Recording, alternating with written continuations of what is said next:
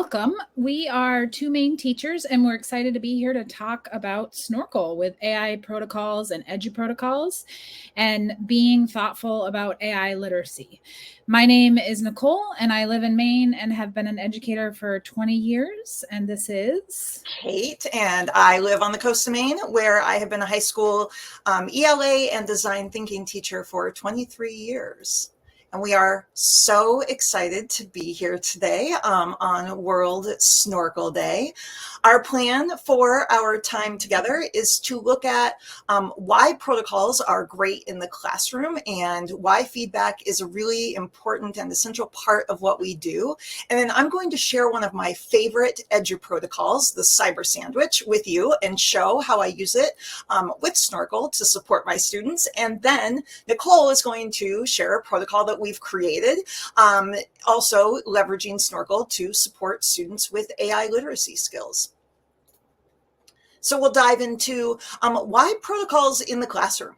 We've got a few reasons that we think that we use protocols, that we think you should be using protocols in your classroom too. The first is that they are grab and go. So once you know a handful of protocols, you really just plug in the content. So it's really fast planning. I will admit there are days that I plan my classes on my commute to school. So knowing a handful of protocols and being able to just decide what content it is, what skills we're working in, and plug it in makes it really grab and go. And when your students know these protocols too, when they know a handful of protocols, they can focus on skills and you can just run the protocol. And so it's quick and easy learning for them. Also, they're really easy to adapt. They can be adapted for every grade and every content area. Today, when I show you Cyber Sandwich, it's really going to be at a 7-12 level in an ELA classroom because that's what I teach. But protocols and Eduprotocols especially are really meant to be adaptable. So think about how they might fit in your context. Also, they're really engaging for students. Eduprotocols are timed, and so they're generally pretty fast. And I just think that there's something magical that happens in my classroom when I put a timer up on the screen, because all of a sudden my students feel like they have to beat that timer and they go right to work. My juniors, who can be a little jaded, are completely engaged every time we do a protocol. And also we can use them to teach AI literacy. So as AI technology continues to grow and expand all around us in real time, Nicole and I see a very real need to incorporate AI literacy skills into every content area. And we really think that protocols are a perfect way to do that. So we also want to keep feedback, specifically AI feedback, at the front of our conversations. We know as teachers, as much as we'd like to, with one teacher with at least 20 students and sometimes times 4 for middle school and high school classes, that it's not possible to give immediate feedback to every student all the time, again, as much as we'd like to. So insert AI feedback with a tool like Snorkl, and it's a game changer. So students are getting feedback immediately. As teachers, we need to teach students to think critically about feedback, asking them to look at what the AI said and ask, do I agree? And if I do, what should I change? Or if I disagree, did the feedback give me something that I need to think about, either for this or for next time? So with AI, the emotions are not there. So the perceived obligation of having to use all feedback is gone. As a teacher, it's our job to use tools like Snorkl to model how to do this critical thinking around feedback. All right, so with those two things in mind, let's dive into Cyber Sandwich. I'm super excited to share one of my favorite protocols, Cyber Sandwich. So if you're familiar with Eduprotocols at all, I suspect you know this one really well. And if you have not heard of Eduprotocols before, immediately run to eduprotocols.com. I also highly recommend all of the Eduprotocols books, just a little plug for them. There's a lot about Eduprotocols that I do not have time to share here. So if you haven't deployed Eduprotocols yet, definitely check their sources out first. So here's what you need for this Eduprotocol. You need a source for students to read. You need the templates that you can find on eduprotocols.com. You need 2 students, and you need time for them to read, compare, talk, and then write. Because this is one of my favorites, my students are super well versed in Cyber Sandwich, and they also think it's a lot of fun, which I actually found surprising at first because, as you can see just by the slide right here, it's a lot of work. But that's really the beauty of Eduprotocols. They can make that learning painless and really engaging. I think Eduprotocols and Snorkl are a perfect pair because Snorkl gives immediate feedback to students, which is something that Nicole mentioned as being a really important part of the learning process. So because there are a few steps to this Eduprotocol, and I want students to get feedback on their notes as well as their paragraph writing, and I want that feedback to be separate, I'm going to pull apart the classic Cyber Sandwich template that you'll find online, and I'm going to make a couple of templates in Snorkl that students will use. So I'm going to call this version of the Cyber Sandwich Eduprotocol the Deconstructed Cyber Sandwich. So before we look at the protocol, I just want to give a little peek into how I set this up in Snorkl. I really wanted to lean into and kind of test and try out Snorkl's AI capabilities. So I created the template on the whiteboard that you can see there. It's very simple. And I wrote the instructions. So those are my words taken from the Cyber Sandwich protocol for the students. But that's it. I then let AI autofill the rest because the truth is, if I'm going to be using AI in my teacher workflow, it needs to be making me more efficient. So this expected answer that you see here on the screen is actually created by Snorkl's AI. And it really matched up to what I would be looking for from my students in the Cyber Sandwich protocol. So this template can be used over and over. Anytime I want to do a deconstructed Cyber Sandwich, I can now just go to this template. So again, it's a huge time saver, which educators, you know, we are always looking for ways to save time. So my work is done. There it is. And now we can begin the deconstructed Cyber Sandwich. So the protocol gives students 10 minutes to read and annotate an article that you've given them.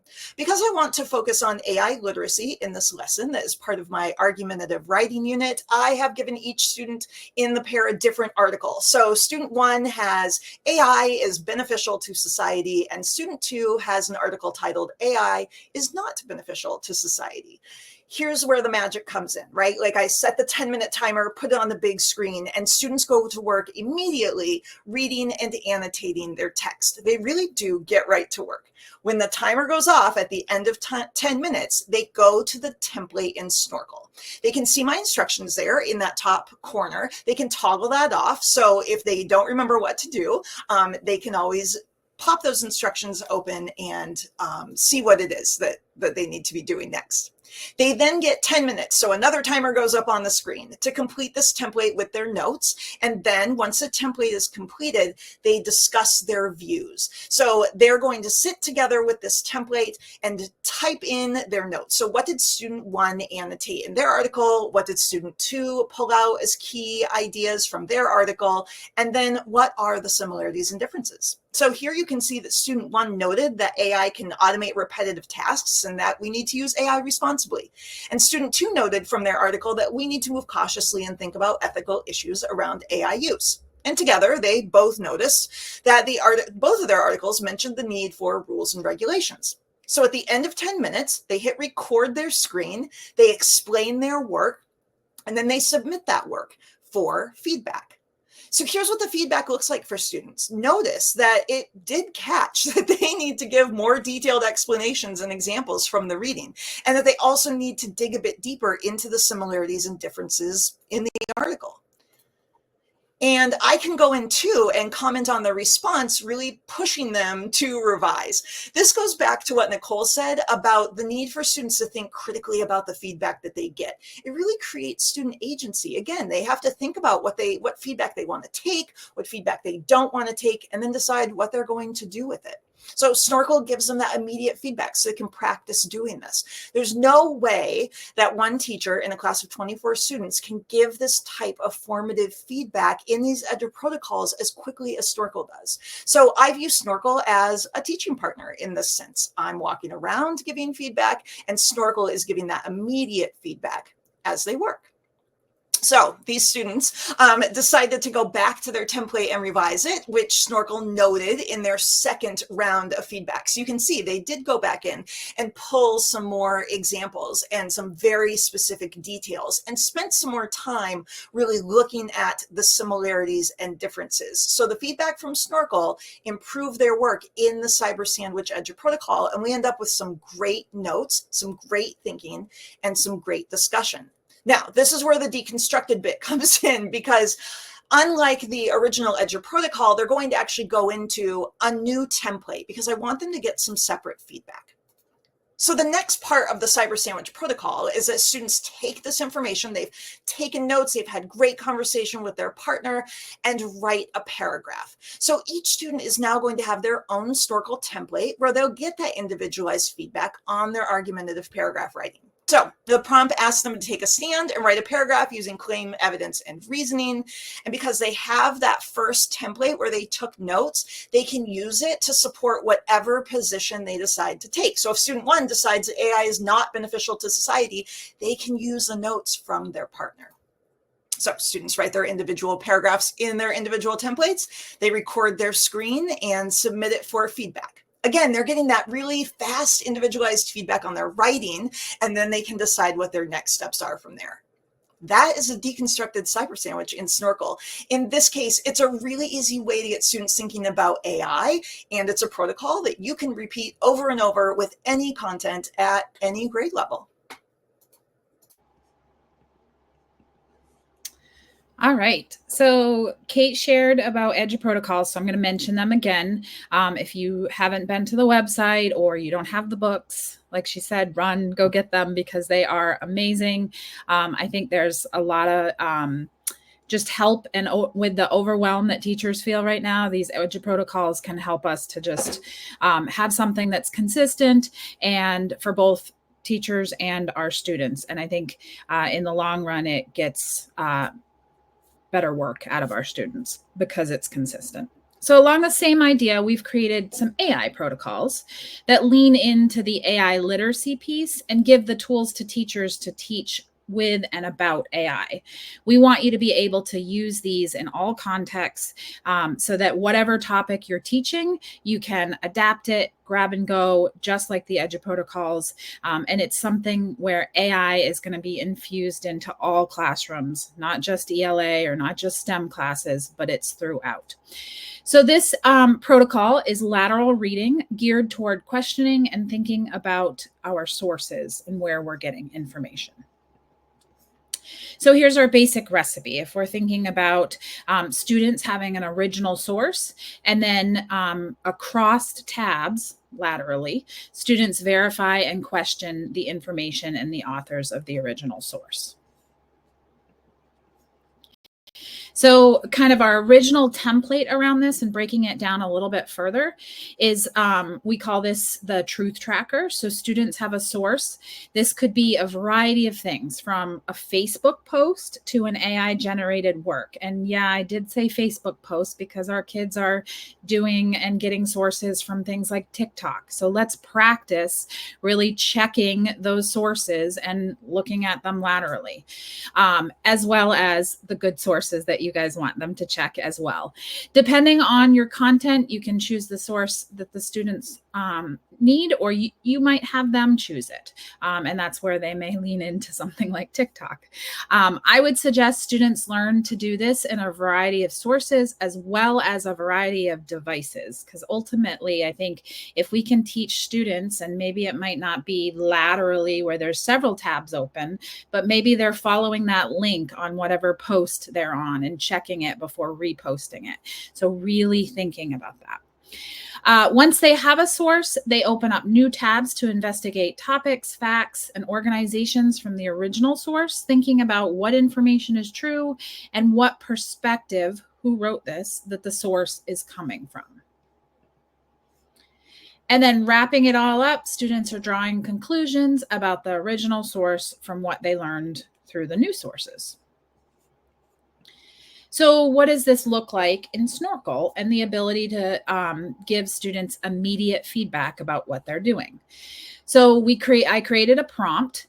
The first thing I did was create the structure. So in this case, that looked like 3 boxes, one for the thoughts around the original source, and then 2 more for 2 other sources or tabs. As teachers, you could choose to add another box. It was just easier to do those 3. And then at the bottom, the yellow box is where students are going to draw conclusions around the original source based on the new information they've discovered.